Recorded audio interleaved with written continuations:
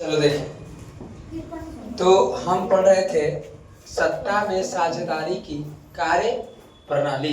नहीं, तो हम पढ़ रहे थे सत्ता में साझेदारी की, किताब लाए हैं, साझेदारी की क्या कार्य प्रणाली। कार्य कल भर आओ चलेगा, ठीक ना, कल खत्म हो जाएगा। कल भर बायोलॉजी को सवेरे रोक देंगे, एक डेढ़ लपेट देंगे, ठीक ना। नहीं लिखवाएंगे, आधा घंटा पढ़ाएंगे, आधा घंटा खत्म हो जाएगा, फिर 1.5 घंटे लिखवा देंगे, काम खत्म हो गया। ठीक, बढ़िया से सुनते रहना, बाकी अपना जो बताया तो धीरे धीरे लिखना। क्या हमने आपको बताया कि जब अपना भारत देश आजाद हुआ, भारत आजाद हुआ, तो आपको पता है कि जब भारत देश आजाद हुआ तो हमारे की बात करें तो उस समय हम कितने देशी रियासत में विभक्त था? 562। क्या 562 देशी रियासतों को मिलाना संभव था? नहीं। इसके लिए एक आयोग आया। कौन सा आयोग आया? श्याम कृष्ण आयोग आया। श्याम कृष्ण, क्या श्याम कृष्ण आयोग ने भाषा के आधार पर राज्यों का गठन का विरोध किया कि नहीं किया? किया। और उसके बाद एक आयोग आया जिसका नाम हुआ, हाँ, एक समिति आया जिसका नाम हुआ जेवीपी समिति, आयोग भी कह सकते खाली, ठीक, जेवीपी समिति। और जेवीपी समिति का मतलब है जवाहरलाल नेहरू, सरदार वल्लभ भाई पतावी सीता रमैया के अनुशंसा पर, इसी के अनुशंसा पर जो है ये यहाँ भाषाई आधार पर राज्यों का गठन का इसने सुझाव दिया कि भाई हम भाषा के आधार पर राज्यों का गठन करेंगे। उसके बाद आपने देखा कि सबसे पहले भाषा के आधार पर राज्यों का कौन सा राज्य गठन हुआ? आंध्र प्रदेश। कब गठन हुआ? 1903 में। उसके बाद यही 1953 में। उसके फलस्वरूप यदि आप बात करें तो 1953 में ही एक आयोग का गठन हुआ जिसका नाम क्या हुआ? बता, राज्य पुनर्गठन आयोग। राज्य पुनर्गठन आयोग के अध्यक्ष कौन थे? फजल अली। क्या आपको एक बात बताइए, हम बताए थे आपको एकात्मक शासन व्यवस्था और संघात्मक शासन व्यवस्था। बताइए, विनाशी राज्यों का अविनाशी संघ कौन है? अविनाशी राज्यों का अविनाशी संघ कौन है? अरे संघवाद का बीजारोपण कहाँ से शुरू हुआ? अमेरिका से शुरू हुआ। ऐसा बात याद है ना सवेरे वाला? एकदम अभी फिट हो रहा मेमोरी में, ठीक है।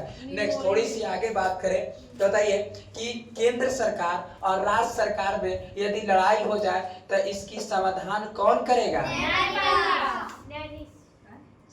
पढ़ लिए, हमको पूछना बेकार। बताइए कि विषयों का विभाजन एकात्मक में होगा कि संघात्मक में होगा? संघात्मक में। विषय का विभाजन कितने प्रकार से विषय का विभाजन है? 3। पहला, दूसरा, तीसरा। संघ सूची में कितना विषय थे पहले? 97 विषय। वर्तमान में 100 विषय। इसके अंतर्गत क्या क्या आता है? विदेश मामला है ना। नेक्स्ट, अचार उचार मत कर देना, संचार। अच्छा, संघ सूची में कानून बनाने का अधिकार किसका है? केंद्र सरकार का। क्या बात क्लियर है? नेक्स्ट बात, राज्य सूची में कितने विषय? पहले कितने? अभी कितने? 61। संवर्ती सूची में कितने विषय हैं? 52 विषय। अवशिष्ट सूची क्या है? अवशिष्ट सूची साइबर क्राइम। कौन से? Cyber crime. वाह, गुड, शाबाश। ये सब बात आपको एकदम ओरिजिनल, ये सब आपसे पूछा जाएगा। समझ गए ना? समझे कि नहीं समझे? आगे थोड़ा सा हम बात करें, आपको बताए थे कि बताइए भारत, क्या हमारा भारत के संविधान में किस सूची में भाषा की चर्चा किया गया है? संविधान के किस सूची में भाषा की चर्चा है? 8वीं अनुसूची में। 8वीं अनुसूची में कितने भाषा की चर्चा है? 22 भाषा की चर्चा है। कितनी भाषा की चर्चा है? 22 भाषा की चर्चा है कि ना है? क्या बात क्लियर है? समझ गए कि नहीं समझ गए? नेक्स्ट, यहाँ तक हम बता दिए थे। क्या आपको जान करके ताजुब है कि भाई यही यूपी की बात करें, यही अपना भारत है। क्या है? भारत है। और ये भारत की बात करें, आपको जान के इतने बड़े जनसंख्या है भारत के, यदि हम आपको बताएं कि यूपी उत्तर प्रदेश, एक विश्व के सबसे बड़ा देश रूस, क्या आपको पता है कि विश्व के सबसे बड़ा क्षेत्रफल के अनुसार देश है कौन? रूस। जितना रूस में जनसंख्या है उससे ज्यादा हमारा यूपी में जनसंख्या है। सोचो जरा सा सोचने की बात है कि जितना जनसंख्या रूस में है उतना अकेले खाली उत्तर प्रदेश में जनसंख्या खाली भारत के एक राज्य में है। रूस से ज्यादा जनसंख्या है और इतने ज्यादा जनसंख्या है इसको एक करना कठिन ही नहीं महाकठिन हो जा रहे थे। बात समझे कि नहीं समझे? आपको जानकर ताजुब है कि महाराष्ट्र एक अपना राज्य है बिहार भारत का है ना। महाराष्ट्र की जनसंख्या एक देश है जर्मनी और जर्मनी के बराबर है। जितना जर्मनी की जनसंख्या उतना ही हमारे भारत के एक राज्य महाराष्ट्र की जनसंख्या है। सोचो कितना ताकतवर है। समझ रहे बातों को? इतने स्थिति और इसको एक करना बहुत तकलीफ है। पंचायती राज की बात कि भाई हमको किस प्रकार से कैसे हम काम करेंगे। और आपको बताए थे कि देखिए महात्मा गांधी ने कहा था कि सत्ता का जो विकेंद्रीकरण होगा, सत्ता का विभाजन होगा, जो नीचे से ऊपर की ओर जाना चाहिए, नीचे से ऊपर की ओर जाना चाहिए। गांव से चुनाव होगा, गांव में बाढ़ होंगे, यही धीरे धीरे ऊपर जाएंगे और एक पंचायती केंद्र सरकार चलेगी। और इसको उन्होंने महात्मा गांधी ने राम राज कहा। कौन से? राम राज कहा कि राम राज होगा। यह राम राज का मतलब कतई मत समझना है कि राम राज का मतलब कि वो अयोध्या वाला राम राज की बात कर रहे हैं, नहीं। यहाँ राम राज का महात्मा गांधी ने कहा, हाँ इधर देखिए, महात्मा गांधी ने कहा कि नीचे से ऊपर जाना चाहिए। किधर से? नीचे से। कि अगर एक गांव से अगर एक बात बनेगा, गांव की बातों को समझेगा, धीरे धीरे वो ऊपर जाएगा तो इसको उसको अपना अधिकार मिलेगा। इसके लिए उन्होंने राम राज की बात कहा कि राम राज होगा। लेकिन धीरे धीरे ये बातों को कहा गया कि ऐसा नहीं हो सकता है, ऊपर से नीचे आना जरूरी है। नीचे से ऊपर ठीक बात नहीं है। महात्मा गांधी की बातों को नकार दिया गया। धीरे धीरे यही अनुच्छेद की बात करें, अनुच्छेद संविधान के अनुच्छेद 40 संविधान के अनुच्छेद 40 की बात करें, संविधान के अनुच्छेद कितने हम समझ जाते हैं, जैसे हम समझ गए, लगता है गलती लिखा गया। अनुच्छेद 40 की बात करें तो यही संविधान के अनुच्छेद 40 में राज्य के नीति निर्देशक तत्व आता है। भाग संख्या 4 आपको याद है कि भाग संख्या 1 में राज्यों का संघ, भाग संख्या 2 में नागरिकता, भाग संख्या 3 में मौलिक अधिकार, भाग संख्या 4 में राज्य के नीति निर्देशक तत्व, भाग संख्या 5 में भाग संख्या 5 में संघ। ठीक है, इतना 5 तक आप याद रखना। कितने तक? 5 तक। भाग संख्या 1 में राज्यों का संघ, भाग संख्या 2 में नागरिकता, भाग संख्या 3 में मौलिक अधिकार, भाग संख्या 4 में राज्य के नीति निर्देशक तत्व, और हम बताए किए थे कि भाग संख्या 1 कहां से कहां तक, 2 कहां से कहां तक, 3 कहां से कहां तक। ठीक है, ये है 1 से लेकर के 5 तक। ठीक है, ये 6 से लेकर 11 तक, ये 12 से लेकर 35 तक, ये 35 से लेकर 51 तक। कहां तक? 51 तक। यहाँ तक हम बात आपको बताए थे, सब अनुच्छेद हो गए। अनुच्छेद 40 की बात करें, किसकी बात करें? अनुच्छेद 40 के। अनुच्छेद 40 में यही अनुच्छेद भाग संख्या 4 में राज्य के नीति निर्देशक तत्व है। राज्य के नीति निर्देशक तत्व। और राज्य के नीति निर्देशक तत्व जो सवाल पूछता है कि राज्य के नीति निर्देशक तत्व को कहां से लाया गया, तो आयरलैंड से लाया गया है। कहां से? आयरलैंड देश है और आयरलैंड देश से हमारे संविधान में चुरा करके लाया गया राज्य के नीति निर्देशक तत्व को लाया गया है। आयरलैंड एक प्रायद्वीप है। आयरलैंड पर 2 देश, उत्तरी आयरलैंड, दक्षिणी आयरलैंड। याद आया भाई पहला क्लास? यहाँ है आयरलैंड। ठीक है, और यहाँ की बात कर, सर नहीं याद है ना, भूल गए, कोई बात नहीं। और यही राज्य के नीति निर्देशक तत्व। अभी 9वां की पढ़ा रहे हैं, मैं पूरा एकदम जोड़ तोड़ से एक बातों को बता रहा। चलो चुप रहो ना। राज्य के नीति निर्देशक तत्व, और ये देखो आयरलैंड से लिया गया है। इसमें कहा गया कि पंचायत की चर्चा है कि पंचायती राज होगा। पंचायती राज कहा गया कि पंचायती राज होगा। इसका कतई मतलब नहीं था कि पंचायती राज में होगा नहीं होगा। जैसे कैसे ये पूरा मूल अधिकार नहीं है। कैसे भारत सरकार कहा कि भाई हम सब, मोदी जी का है कि सबको घर में 10-10 लाख रुपया देंगे। क्या दे दिए? नहीं दिए, खाली कह दिए। क्या किए? कह दिए, दिए नहीं। हम कहे खजांची रोड से सामान आएगा, कॉपी दिए नहीं दिए, खाली उल्लेख किया गया है। तो इसीलिए इसमें सिर्फ कि पंचायती राज होगा। समोसा नहीं खाते हैं? होगा। ठीक है, समझे कि नहीं समझे? तो ये पंचायती राज की बात हुई। धीरे धीरे बात किया जाए तो यही हमारे पास हुआ सत्ता का। अब हमको थोड़ा सा पूछेंगे हम कि पंचायती राज की व्यवस्था संविधान के किस अनुच्छेद में है? अनुच्छेद 40। अनुच्छेद 40 किस में आता है? तो राज्य के नीति निर्देशक तत्व कहाँ से लाया गया है? आयरलैंड से लाया गया। इस बात पर एकदम गौर करना है, सब दिन काम देगा। बिहार पुलिस से लेकर के एकदम हाई लेवल तक बीपीएससी दरोगा तक हम जो है आपको याद आते रहेंगे। समझ गए? हमको अब भूल नहीं सकते। हमारा मकसद सिर्फ पढ़ाई का, मतलब हमारा सिर्फ मकसद है आपको 10वां पास करवाना नहीं है।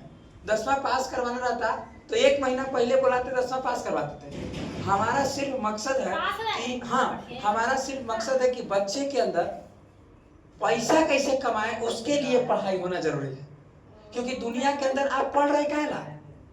कोई मास्टर कहे कि हम ये कर रहे हैं, वो कर रहे हैं, आपके लिए ऐसे करते हैं, आपके लिए कोई नहीं कर रहा है, सब वो अपने लिए कर रहा है, खाली कहता नहीं है।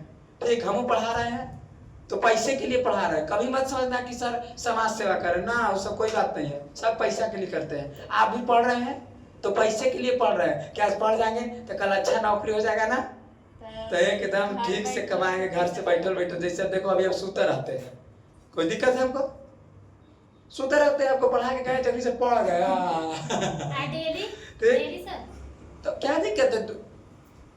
स्कूल में गए 4 घंटे बैठ ले, सिलेबस खाता है तो क्या कर रहे हैं? बैठ ले। तो इसीलिए कहते हैं तुम लोग ये माइंड में कभी रखना ही नहीं कि हमको परीक्षा पास होना है। हमको सिर्फ चाहिए रोजगार चाहिए, हम अच्छा जीवन को व्यतीत करें, है कि नहीं? हमको विकास चाहिए, विकास, वृद्धि कभी मत सोचना कि हमको वृद्धि चाहिए। हमें सिर्फ क्या चाहिए? विकास। और विकास निरंतर चलता रहता है, वृद्धि कुछ समय के बाद रुक जाता है। बात समझे कि नहीं? सृष्टि समझ गए? तो विकास जो है निरंतर चलता रहता है, समझ गए? नेक्स्ट और सब जो है रुक जाता है। क्या हंसने की से क्या बात है?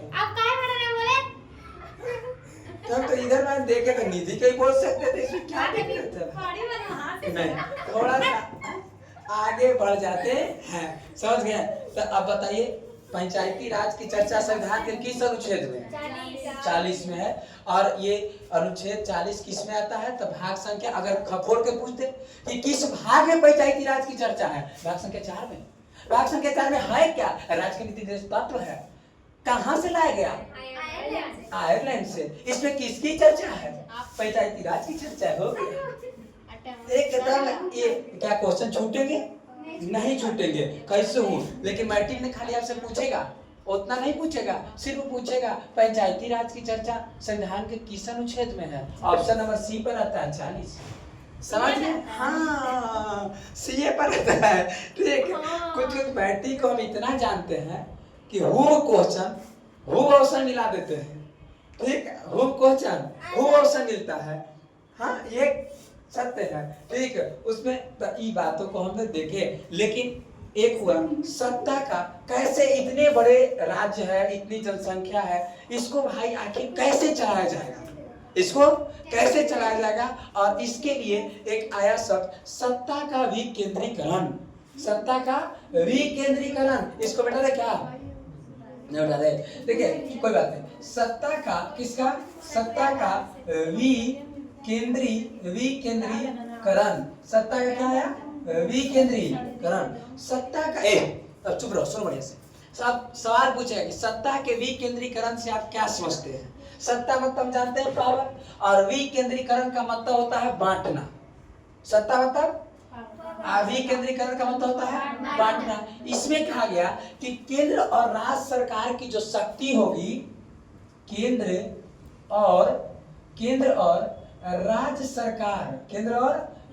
सरकार की जो शक्ति होगी, इसको जो है स्थानीय सरकार को जो है प्रदान करना ही स्थानीय सरकार को प्रदान करना ही सत्ता का विकेंद्रीकरण कहलाता है। जो केंद्र सरकार की शक्ति है, तो केंद्र सरकार की जो शक्ति है थोड़ा सा स्थानीय सरकार को भी आप दीजिए। जो राज्य सरकार की शक्ति है उसको आप थोड़ा सा आप भी स्थानीय सरकार को दीजिए। इसका भी कुछ पावर होना चाहिए, और इसी प्रक्रिया को हम सत्ता का विकेंद्रीकरण कहते हैं। 2 नंबर में सवाल पूछा जाता है कि सत्ता का विकेंद्रीकरण किसे कहते हैं, क्या है, आखिर क्या है सत्ता का विकेंद्रीकरण।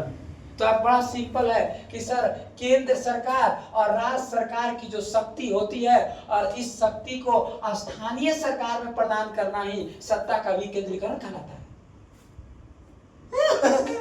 कितने सर, हाँ एक किताब में लंबा चौड़ा लिख दिया एकदम लोकसभा से लेकर विधानसभा तक, हम कहे कि ना सब छाटो इतना आओ, ठीक है, बस एकदम सिंपल बात हो गया। सत्ता का विकेंद्रीकरण किसे कहते हैं, तो भाई केंद्र ना, अच्छा सबकी बोलेंगे सत्ता का विकेंद्रीकरण किसे कहते हैं, तो बड़ा आसान बात है कि केंद्र और राज्य सरकार की जो शक्ति है, केंद्र और राज्य सरकार की जो शक्ति है, इसको स्थानीय सरकार को प्रदान करना या देना या बांटना ही क्या कहलाता है, सत्ता का विकेंद्रीकरण। अरे हम जनवे करते हैं सत्ता में तो शक्ति होती है, पावर होती है, विकेंद्रीकरण में तो बांटना होवे करता है, तो शक्ति को बांटना ही सत्ता का विकेंद्रीकरण है। किसकी शक्ति को बांटना, तो हमारे यहाँ केंद्र सरकार का शासन चलता है, राज्य सरकार का शासन चलता है, तो केंद्र सरकार बांटेगा, राज्य सरकार बांटेगा, इस प्रक्रिया को हम सत्ता का विकेंद्रीकरण कहते हैं। हो गया सोल्व। आगे थोड़ा सा हम बढ़ जाते हैं, और इसमें पहली बार जब ये बात हुआ, अपना संविधान आप जान रहे हैं कि 26 जनवरी 1950 को भारत का संविधान लागू हुआ। 26 जनवरी 1950 को भारत का संविधान लागू हो गया।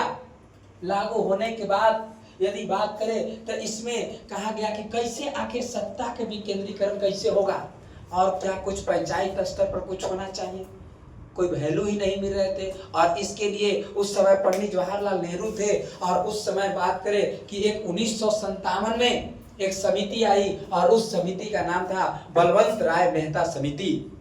1957 में एक समिति आई, या आयोग भी कहा जाता है, एक ही बात होता है। 1957 में एक समिति आई, और उस समिति का नाम हुआ बलवंत राय मेहता समिति। और बलवंत राय मेहता समिति के अनुशंसा पर, बलवंत राय मेहता समिति की अनुशंसा की बात करें, अनुशंसा पर भाई कहा गया कि पंचायत स्तर, त्रिस्तरीय पंचायत की बात कही उन्होंने कि 3 स्तर पर पंचायत होगा।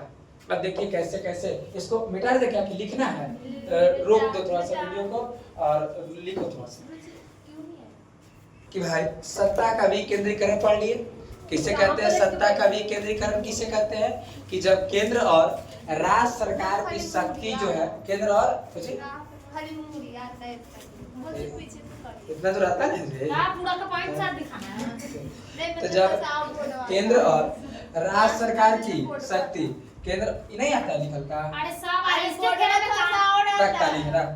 सत्ता का जिसके सत्ता में राज्य केंद्र सरकार और राज्य सरकार की शक्ति का विभाजन, शक्ति का जब किसको स्थानीय सरकार को प्रदान कर दिया जाता है तो उसे हम क्या कहते हैं, सत्ता का विकेंद्रीकरण।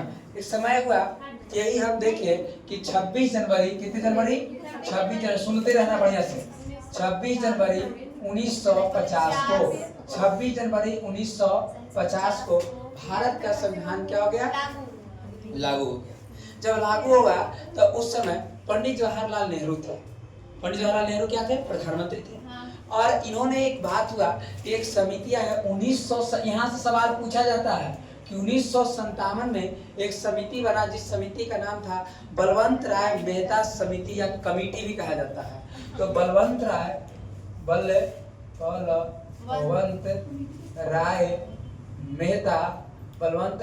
मेहता कमेटी, बलवंत राय मेहता कमेटी या समिति या आयोग, एक ही चल रहा है, ठीक है। तो ये जो है 1957 में एक समिति आया बलवंत राय मेहता समिति, और बलवंत राय मेहता समिति के सिफारिश पर इसने 3 स्तरीय, कितने, त्रिस्तरीय पंचायत की बात रखी कि 3 स्तरीय पंचायत होना चाहिए। और इसने अपना रिपोर्ट जो है 1958 में रिपोर्ट सौंपा 1958 में रिपोर्ट सौंपा कि भाई पंचायती जो राज होगा वो त्रिस्तरीय होगा। कैसे? त्रिस्तरीय। ऑब्जेक्टिव कैसे पूछेगा आपसे? ऑब्जेक्टिव पूछेगा कि किस समिति या किस कमेटी के अनुशंसा पर त्रिस्तरीय पंचायत की बात रखी गई थी? तो बलवंत राय मेहता समिति के सिफारिश पर त्रिस्तरीय पंचायत की बात हुई। इसने कहा कि एक होगा गांव स्तर पर होगा ग्राम पंचायत होगा। किस स्तर पर? गांव स्तर पर ग्राम पंचायत होगा। इसने कहा कि देखिए एक पंचायत स्तर पर पंचायत समिति होगा। किस स्तर पर? पंचायत स्तर पर। और एक कहा कि एक जिला स्तर पर होगा। किस स्तर पर होगा? जिला। कि गांव के समस्या को गांव में ही हल कर दिया जाएगा, किसी व्यक्ति को ही पता है, और ये लोकतंत्र के लिए बड़ा अच्छा होगा। उसने कहा कि पंचायत स्तर पर होगा, और उसने कहा कि एक होगा जिला स्तर पर, जो सारा डीएम ओएम एसडीएम बैठेंगे अपना काम कर लेंगे।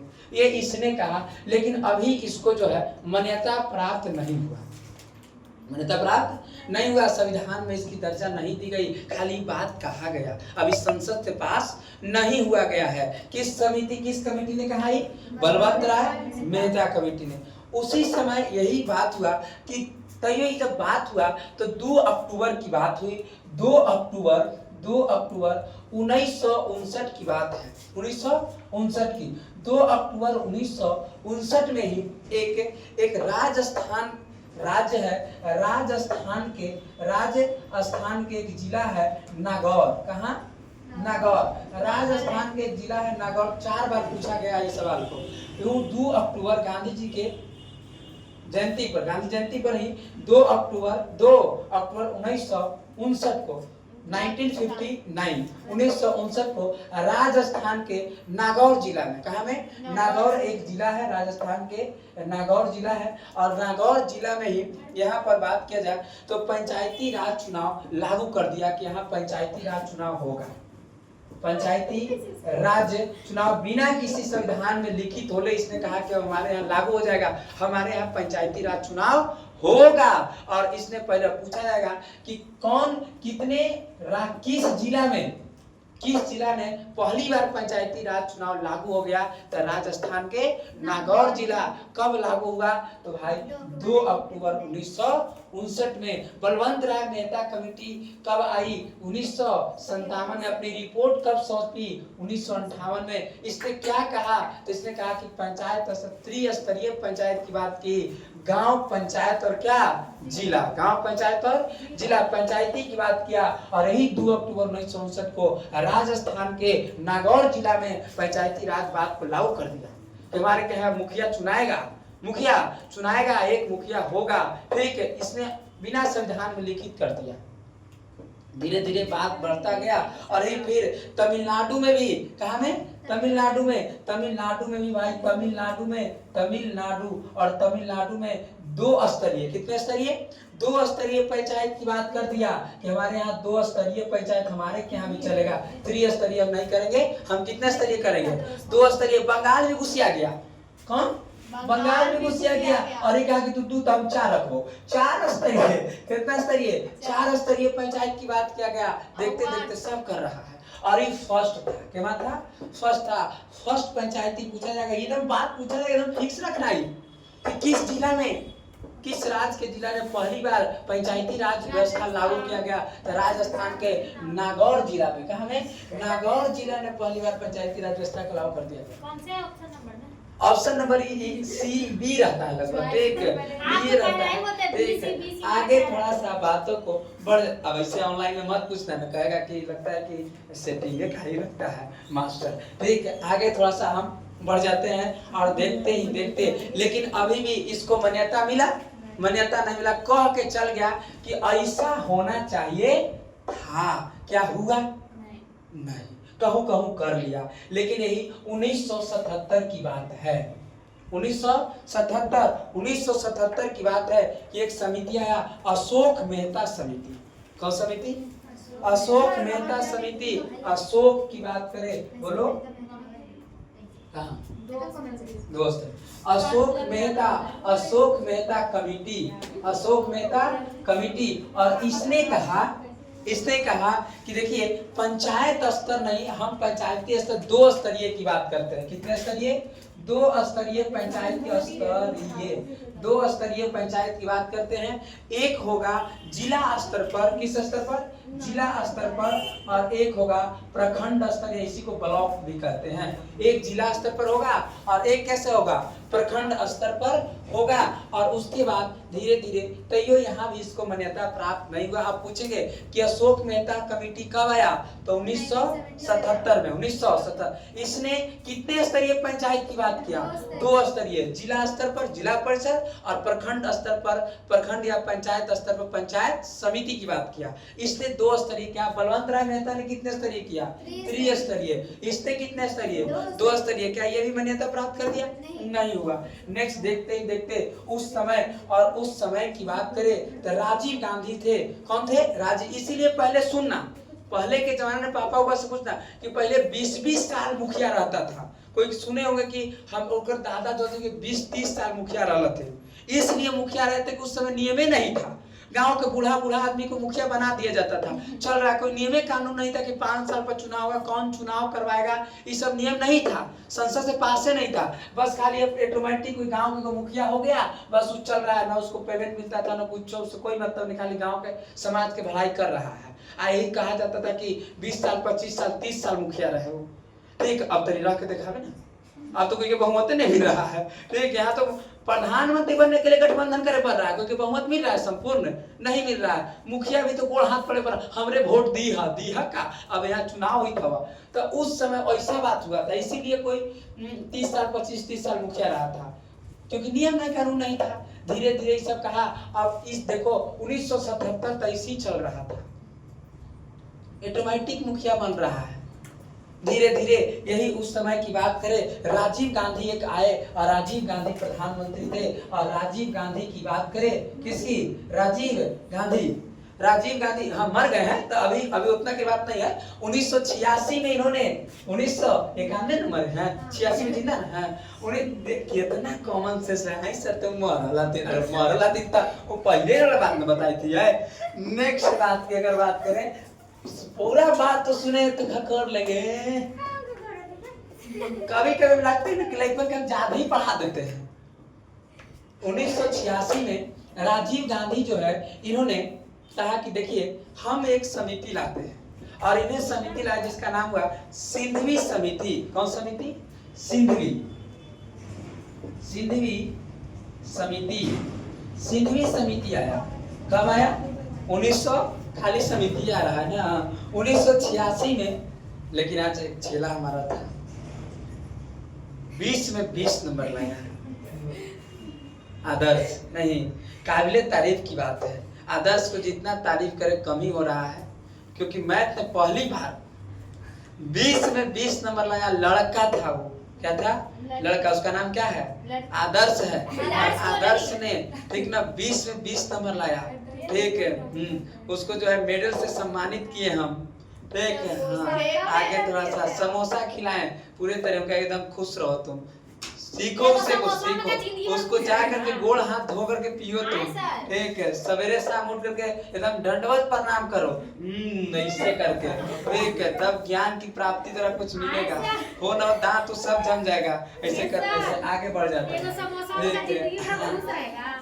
राजीव गांधी ने एक 1986 में एक समिति लाया। उस 1986 में कौन सी समिति आई? सिंधवी समिति। कौन सी समिति? सिंधवी समिति। और सिंधवी समिति में हाँ बोलो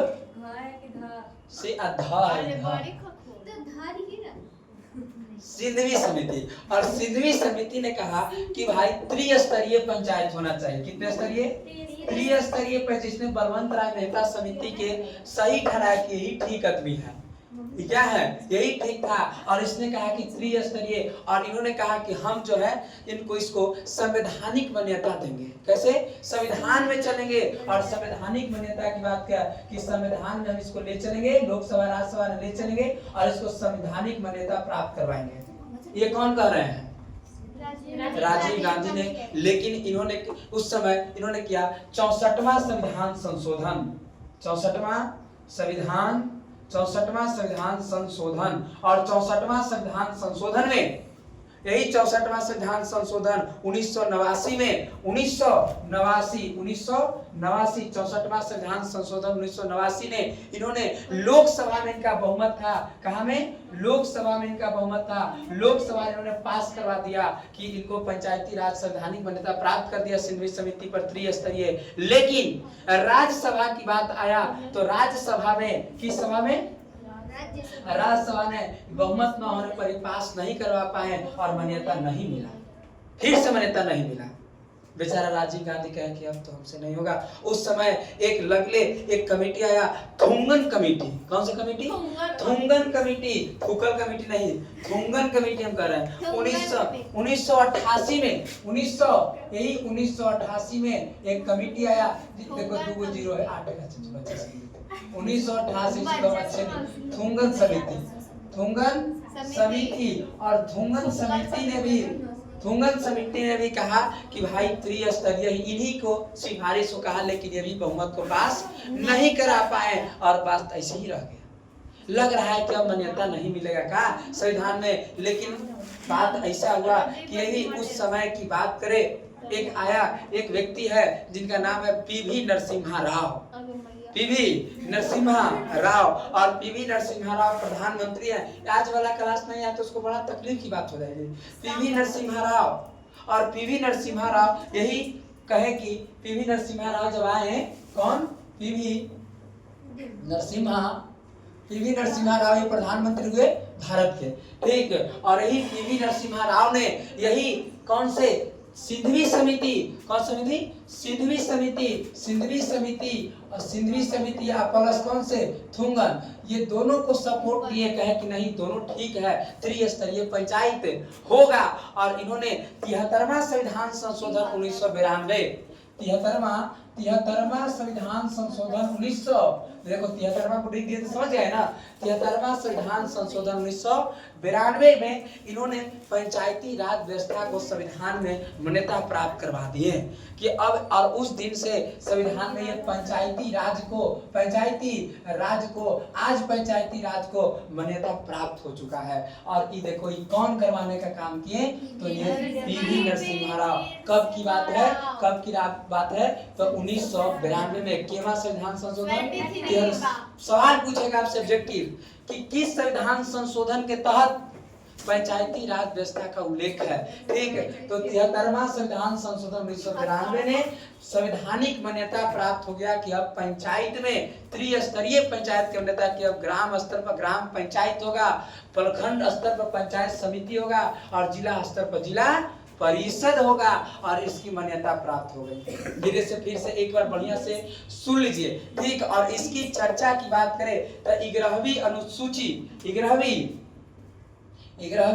संविधान के 11वीं अनुसूची, 11वीं अनुसूची अनुच्छेद 243, अनुच्छेद 243 ए से लेकर जी तक, ए से लेकर जी मतलब क से ले जी ए से लेकर जी तक, समझ गए। इसकी चर्चा है। और इसमें यदि बात करें, और इसमें कहा गया कि चुनाव जो है, चुनाव कराने के लिए एक आयोग होगा। चुनाव कराने के लिए क्या होगा? आयोग होगा, जिस आयोग का नाम होगा राज्य निर्वाचन आयोग। क्या होगा? राज्य निर्वाचन आयोग। हर 5 वर्ष पर राज्य निर्वाचन आयोग जो है, राज्य निर्वाचन आयोग चुनाव करवाएगा, ठीक है। चुनाव होगा, और इसमें कहा गया कि इसमें चुनाव करने के लिए न्यूनतम आयु, चुनाव लड़ने की बात की जाए तो चुनाव लड़ने के लिए न्यूनतम आयु की बात करें 21 वर्ष चुनाव लड़ने के लिए न्यूनतम आयु होगा। और इसने कहा कि महिला के लिए बारे में कुछ सोचे हैं, ताकि हाँ सोचे हैं। और इसमें महिला को, किसको? महिला को 1/3 अर्थात 33%, कितने परसेंट? 33% न्यूनतम सीट को आरक्षित कर दिया गया। 1/3 जो है न्यूनतम सीट जो है महिलाओं को आरक्षित कर दिया जाएगा। और ये कहा गया 73वां संविधान संशोधन 1992 में संवैधानिक मान्यता प्राप्त करवा दिए। और उस प्रधानमंत्री का क्या नाम हुआ? पीवी नरसिम्हा राव। 73वां संविधान संशोधन 92। देखो कितना तकलीफ हुआ, कितना तकलीफ हुआ। देखो ध्यान तरीकों से। सबसे पहले यदि बात करें हम प्यारे बच्चों, तो हम देखें कि 26 जनवरी जब 1950 में अपना संविधान लागू हो गया, तो एक समिति आया 1957 में, और उस समिति का नाम हुआ बलवंत राय मेहता कमेटी या समिति, बलवंत राय मेहता कमेटी। और बलवंत राय मेहता कमेटी ने कितने स्तरीय पंचायत की बात कही? त्रिस्तरीय पंचायत की बात कही। और उसने अपनी रिपोर्ट 1998 में देकर कहा कि पंचायत त्रिस्तरीय होना चाहिए, ग्राम स्तर पर, पंचायत स्तर पर और जिला स्तर पर। क्या बात क्लियर है? नेक्स्ट, उसने इसकी बातों को चर्चा नहीं हुआ, संविधान में मान्यता प्राप्त तो नहीं हुआ, लेकिन 2 अक्टूबर 1959 को राजस्थान के जिला हुआ, जिस जिला का क्या नाम हुआ? नागौर जिला है। और यहाँ पहली बार पंचायती राज व्यवस्था क्या कर दिया? लागू हो गया। और नेक्स्ट धीरे धीरे इसने अपनी पंचायत राज दूसरा, यही तमिलनाडु में 2 स्तरीय पंचायत बना, और यही बंगाल में कितना स्तरीय? 4 स्तरीय पंचायत बना। उसके बाद यही 1977 में एक समिति आई जिसका नाम हुआ अशोक मेहता समिति। अशोक मेहता समिति ने 2 स्तरीय पंचायत की बात कही। कितने स्तरीय?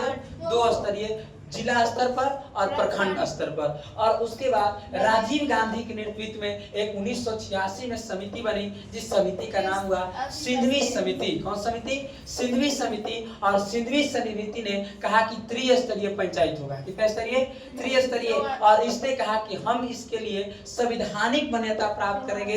राजीव गांधी ने ये जाकर के 64वां संविधान संशोधन 1989 में किए, और इन्होंने ये लोकसभा ने बहुमत इनका था, इन्होंने लोकसभा ने पास करवा दिया, परंतु राज्यसभा ने इसको मान्यता प्राप्त नहीं हुआ, इसको संवैधानिक मान्यता नहीं मिला। और उसके बाद एक कमेटी आया, थुंगन समिति भी बना 1988 में, लेकिन ये पंचायती राज व्यवस्था को संविधान ने मान्यता प्राप्त नहीं मिला। उस समय अपने भारत के प्रधानमंत्री हुए पीवी नरसिम्हा राव। जब 1991 में तो लटक गए थे, 1991 में लटक गए ना। उसके बाद बने कौन? पीवी नरसिम्हा राव। और पीवी नरसिम्हा राव जो है, यही दोनों सिंधवी समिति और थुंगन कमेटी दोनों को एक साथ कहा कि दोनों ठीक बात है, और इसके लिए उन्होंने 73वां संविधान संशोधन 1992 में एक संशोधन लाए, संसद में ले गए, और दोनों से पास करवा के और इस पंचायती राज को संवैधानिक मान्यता प्रदान किया गया। और इसके तहत जो है, यही 11वीं संविधान के 11वीं अनुसूची और अनुच्छेद 243 में संविधान की चर्चा है कि क्या क्या होगा, मुखिया के क्या काम होंगे, वार्ड का क्या काम होगा, चुनाव कौन कराएगा, चुनाव आयोग होगा जिसका नाम होगा राज्य निर्वाचन आयोग होगा। और उसके बाद न्यूनतम चुनाव लड़ने के लिए 21 वर्ष होगा, और महिलाओं को भी वोट देने के लिए 1/3% अर्थात 33% सीट आरक्षित किया जाएगा। वोट देने के लिए 18 वर्ष, वोट देने के लिए 18 वर्ष। ये जो बात था, और इस प्रकार से पंचायती राज व्यवस्था का संविधान में मान्यता प्राप्त हुआ, मान्यता प्राप्त हुआ। रोको, थोड़ा सा लिखो को ध्यान से, हमको थोड़ा सा पढ़ना है। बिहार का पंचायत चुनाव, किसका? बिहार का पंचायत चुनाव, बिहार का पंचायत चुनाव। ये क्या है? बिहार का पंचायत चुनाव की बात करें, ठीक है। बिहार में कैसे पंचायत चुनाव है, तो बात किया जाए कि आपने देखा कि बलवंत राय मेहता समिति, कौन से? बलवंत राय मेहता, बलवंत राय मेहता की बात करें कि बलवंत राय मेहता समिति पर त्रिस्तरीय, कैसे? त्रिस्तरीय, बलवंत राय मेहता समिति पर त्रिस्तरीय पंचायत क्या किया गया? बात किया गया, ठीक है। थोड़ा सा रोको तो चलो देखो, तो हम चुप रहिए। देखिए, हम देखें बिहार का पंचायत चुनाव, बिहार का पंचायत चुनाव। अब देखिए ध्यान से, बिहार का पंचायत चुनाव की बात करें हम, तो ये बलवंत राय मेहता कमेटी है। अच्छा, बलवंत राय मेहता समिति कब आया? 1957 नहीं, 1957 में बलवंत राय मेहता समिति। अच्छा, इसने अपनी रिपोर्ट कब सौंपी? ठीक है, आगे थोड़ा सा हम बढ़ जाते हैं, और इसने बताइए कि इसने बिहार की बात करें तो इसने कहा कि भाई त्रिस्तरीय का है। क्या कहा? त्रिस्तरीय। त्रिस्तरीय ने इन्होंने जो है त्रिस्तरीय ने कहा कि देखिए ग्राम स्तर पर ग्राम पंचायत होगा। कौन से? गांव स्तर पर जो है, ग्राम लिखे नहीं आ रहा है, गांव लिख रहे हैं लोग ग्राम में लिखते हैं ना, लिखा जाता है ग्राम। इसको क्या कहते हैं? बेइज्जती। ग्राम पंचायत की बात हुआ। उसके बाद इसने कहा पंचायत स्तर पर। किस स्तर पर? पंचायत। पंचायत स्तर पर बात हुआ, या इसी को कहा गया ब्लॉक। क्या ब्लॉक भी कहा है कि ब्लॉक कहा जाएगा, पंचायत तो ब्लॉक होगा। अब प्रखंड भी इसी को कहा जाता है। ठीक है, नेक्स्ट यदि बात हुआ तो एक हुआ जिला स्तर पर। कौन से? जिला स्तर पर बात किया कि बिहार में ऐसे चुनाव होगा कि ग्राम स्तर पर। और इसमें की बात है गांव में क्या क्या गांव में होंगे, तो गांव में क्या कहा गया कि एक वार्ड सदस्य होंगे। क्या होंगे? गांव के लिए वार्ड होगा। एक क्या होगा? पंच होगा। क्या? गांव के लिए वार्ड होगा, एगो पंच होता है। सुना है गांव में वार्ड का सदस्य का चुनाव होता है और पंच का चुनाव होता है। इसमें कहा गया पंचायत स्तर पर की बात करें तो पंचायत स्तर पर एक मुखिया जी होंगे। पंचायत स्तर पर मुखिया जी होंगे और एक बात होगा इसको एक सरपंच होंगे। कौन से? सरपंच होंगे। और उसके बाद इधर ब्लॉक की बात करें, किसकी बात करें? ब्लॉक की बात करें तो ब्लॉक स्तर की बात करें तो इसमें पंचायत समिति होंगे। कौन होंगे? पंचायत समिति। और जिला स्तर पर जिला परिषद होगा। जिला परिषद जस्ट हम अभी सब चलेंगे, फिलहाल अभी का देखते रहो। बलवंत राय मेहता। और इसने कहा गया, इसमें कहा गया कि महिलाओं के लिए बिहार में, महिलाओं के लिए बिहार में तो स्पेशल अब महिला आ ही नहीं रही है। महिलाओं के लिए बिहार में 50% आरक्षण की बात कर दिया। कितने परसेंट? 50%। कि आधा मुखियाइन रहेंगे, आधा मुखिया जी रहेंगे। आधा मुखियाइन, आधा मुखिया जी रहेंगे। समझ गए कि नहीं समझ गए? और नेक्स्ट यही बात करें कि गांव की बात करें तो गांव में, सुना बढ़िया से, गांव में 500 की जब जनसंख्या होगी, कितनी जनसंख्या? 500 की जनसंख्या होगी तो एक वार्ड सदस्य का चुनाव होगा। किस सदस्य का? वार्ड सदस्य एक चुनेंगे। कितने जनसंख्या पर? 500 की जब जनसंख्या होगी तो एक वार्ड सदस्य का चुनाव होगा। और इसमें एक पंच भी होंगे। क्या होंगे? पंच होंगे। यदि बात करें कि 7000 की जब जनसंख्या होगी, कितने हजार? 7000 की जनसंख्या होगी तो 7000 की जनसंख्या जब हो जाएगी तो 7000 की जनसंख्या पर, 7000 की जनसंख्या पर, 7000 की जनसंख्या पर जब एक पंचायत होगा तो एक पंचायत का गठन होगा, एक पंचायत चलेगा, पंचायत बनेगा। 7000 की जनसंख्या हो जाएगा तो पंचायत बनेगा। और इस पंचायत में एक मुखिया का चुनाव होगा। इसका? मुखिया का चुनाव होगा। और एक सरपंच होगा। कौन होगा? सरपंच होगा। मुखिया और सरपंच होंगे। और यही यदि बात किया जाए तो आपको कहेगा कि जब 5000 जनसंख्या हो जाए, कितनी जनसंख्या? 5000 की जनसंख्या पर एक पंचायत समिति का चुनाव होगा। पंचायत समिति 5000 की जनसंख्या पर पंचायत समिति का चुनाव होगा। और यही जब 50000 की जनसंख्या हो जाए, कितनी जनसंख्या? 50000 की जनसंख्या होगा तो एक जिला परिषद का चुनाव होगा। जिला परिषद। और ये जिला परिषद का क्या होगा? चुनाव होगा। क्या इतनी बात आप समझे कि नहीं समझे? ग्राम पंचायत का चुनाव कितने जनसंख्या पर होगा? तो ये 7000 पर। कितने पर? 7000 पर। एक वार्ड का चुनाव सिर्फ 500 की जनसंख्या पर होगा। और ग्राम पंचायत के लिए सर 8000 हो जाती था। अरे ग्रामीण पंचायत रहा सर 9 होती तो ग्रामीण पंचायत, सर 10, अरे ग्रामीण 11, अरे ग्राम। अगर सर 20,000 होती था 2 पंचायत। कितने पंचायत? 2। 14,000 होगा तो 2 पंचायत हो जाएगा। ठीक है, अभी नहीं कि 7000 तो 7000, 7000 एक हो गई तो अरे ग्रामीण पंचायत। तो समझे कि नहीं? समझ गए ना? ये नहीं कि अब क्वेश्चन में देंगे कि 8000 है जनसंख्या, पंचायत समिति रहेगा। तब पंचायत समिति 5500 पंचायत 25,000 तो मौसा नहीं बताइएगा। आगे थोड़ा सा बताएंगे हैं, समझे कि नहीं समझे? ए सर दीदी एहो बतिएगा घरे का देती है। हां सब मेरी मम्मी क्या बोलती है, मौसा पे जाते हैं मम्मी, हम मौसियों पे जाते हैं। आगे थोड़ा सा हम बढ़ जाते हैं। सोच गए? अच्छा 50,000 की जनसंख्या पर एक जिला परिषद का चुनाव होगा। हाँ, धीरे धीरे यदि बात करें तो इसमें ग्राम पंचायत के, यही ग्राम पंचायत की बात करें प्यारे बच्चों, देखो ग्राम पंचायत किसके? ग्राम पंचायत के 3 अंग होते हैं। कितने अंग? 3 अंग होते हैं। पहला अंग को हम कहते हैं ग्राम सभा। कौन सी सभा? ग्राम सभा। ग्राम सभा गांव में जितने भी 18 वर्ष से अधिक उम्र के जो व्यक्ति हैं उस सब के सब ग्राम सभा के सदस्य हैं। ग्राम सभा के सदस्य हैं। तो पहला होता है ग्राम सभा। दूसरा होता है जिसको हम कहते हैं ग्राम रक्षा दल। ग्राम रक्षा दल। ग्राम रक्षा दल जिसकी उम्र की बात करें 18 से 30 वर्ष के, जितने भी 18 से 30 वर्ष के बीच के युवा हैं उस सब के सब ग्राम रक्षा दल के सदस्य ले सकते हैं। जो सीटियां बजावे आता है, समझ गए, वो सब ग्राम रक्षा दल है, समझ गए, गांव के। और उसके बाद एक जो आता है जिसका नाम होता है ग्राम कचहरी। ग्राम कचहरी। और ग्राम कचहरी की बात करें, ग्राम कचहरी, तो इसके प्रधान को सरपंच कहते हैं। ग्राम कचहरी के प्रधान क्या कहते हैं?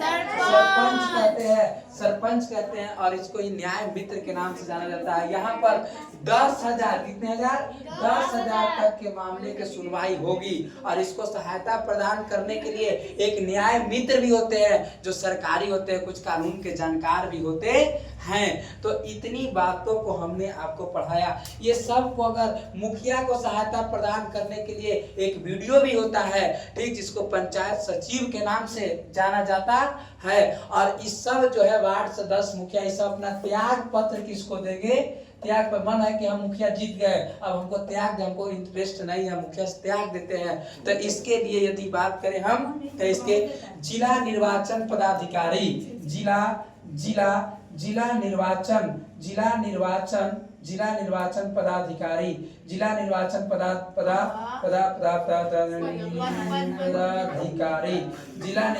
पदाधिकारी को ये सब अपना त्याग पत्र दे सकते हैं। सारे वार्ड सदस्य मिल करके सारे मिल करके एक उप मुखिया का चुनाव करते हैं। पूछा है उप मुखिया का चुनाव कैसे होगा? तो जितना भी वार्ड सदस्य हैं ये सब मिल करके उप मुखिया का चुनाव करता है। किसका? उप मुखिया का चुनाव करता है वार्ड सदस्य मिल करके। देखो धुआं खत्म, ठीक है ना। और देखो की बातों को, इतनी बात आप समझे कि नहीं समझे? ग्राम पंचायत के पूछा, ग्राम पंचायत के प्रधान को क्या कहते हैं? मुखिया कहते हैं। और ग्राम, सुनो बढ़िया से, सुनो ध्यान तरीकों से, ग्राम पंचायत के प्रधान को मुखिया कहते हैं। आप पूछा ग्राम कचहरी के प्रधान को क्या कहते हैं? सरपंच कहते हैं। सरपंच को सहायता प्रदान करने के लिए एक न्याय मित्र होता है। और ग्राम पंचायत जो होते हैं, ग्राम पंचायत मुखिया को सहायता प्रदान करने की बात किया जाए तो इसको सहायता प्रदान करने के लिए एक वीडियो होता है जिसको सचिव कहते हैं। क्या कहेंगे? सचिव कहते हैं। सब त्याग पत्र किसको देगा? तो सब त्याग पत्र जिला निर्वाचन पदाधिकारी को बताइए कि वार्ड सदस्य का, एक वार्ड का चुनाव कितने जनसंख्या पर होगा? 500। एक पंचायत कितने जनसंख्या बनता है? 7,000। पंचायत समिति का चुनाव कितने जनसंख्या पर? और जिला परिषद के 50,000। जिला परिषद के 50,000। क्या कोई दिक्कत है? इतनी बात आप समझ गए होंगे। बिहार में के स्तरीय चुनाव होता है? त्रिस्तरीय। ग्राम स्तर पर ग्राम पंचायत, प्रखंड स्तर पर पंचायत समिति, जिला स्तर पर जिला परिषद, ग्राम स्तर पर ग्राम पंचायत, प्रखंड स्तर पर पंचायत समिति और जिला स्तर पर जिला परिषद। जिला परिषद बताओ बलवंत राय मेहता समिति कब आया? सिंधवी समिति कब आया? 1986। अशोक मेहता कब आया? 1977। अशोक मेहता ने कितने स्तरीय पंचायत की बात की? 2 स्तरीय। कितने स्तरीय?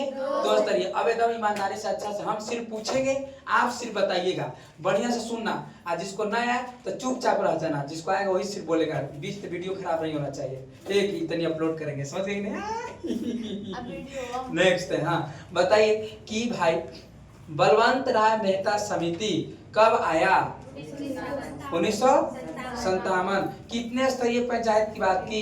त्रिस्तरीय। उसके बाद एक समिति आया। अच्छा बताइए कि सबसे पहले किस जिला में पंचायती राज व्यवस्था लागू हो गया?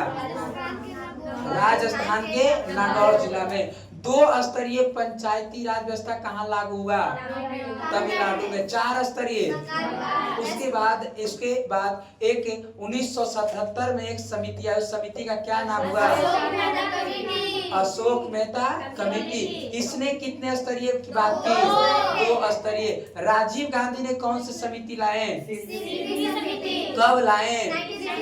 1986 में। क्या इसने जो संवैधानिक मान्यता प्रदान कर पाए? नहीं। तो कहाँ इसने अपना पास कर दिया था? लोकसभा ने पास करवा। क्या राज्यसभा ने पास करवा पाए? नहीं। उसके बाद एक और कमेटी आया, थुंगन कमेटी। वो कब आया? 1988 में। और बताइए लास्ट में किसने? पीवी नरसिम्हा राव केवा संविधान संशोधन 73वां संविधान संशोधन कब? 1992। 73वां संविधान संशोधन 1992 ने पंचायती राज व्यवस्था को एक संवैधानिक मान्यता प्रदान किया गया और इसने 3 स्तरीय की बात की। कितने स्तरीय? 3 स्तरीय की बात की। क्या बात समझ में आया कि नहीं आया? समझे? और इस प्रकार से हम पढ़े बिहार का पंचायती